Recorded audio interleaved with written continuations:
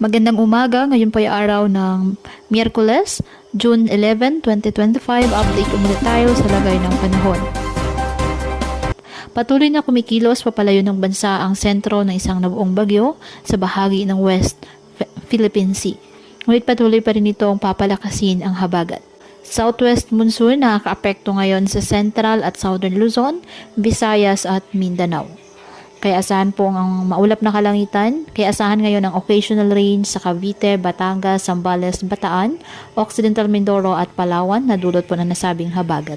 Ang Metro Manila, Visayas, Bicol Region at nalalabing bahagi ng Central Luzon, Calabarzon at Mimaropa, ang asahan ng maulap na kalangitan na may kalat-kalat na pag-ulan at thunderstorms dulot ng habagat.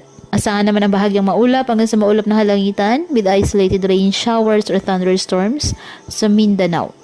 Ang nalalabing bahagi ng Luzon, apektado po ng mga localized thunderstorms. Patuloy po na pinag-iingat ang ating mga kababayan sa banta ng mga posibilidad ng pagbaha at pagguho ng lupa at palaging mantabay sa iba pa nating weather updates at sa updates ng pag-asa hinggil sa lagay ng panahon.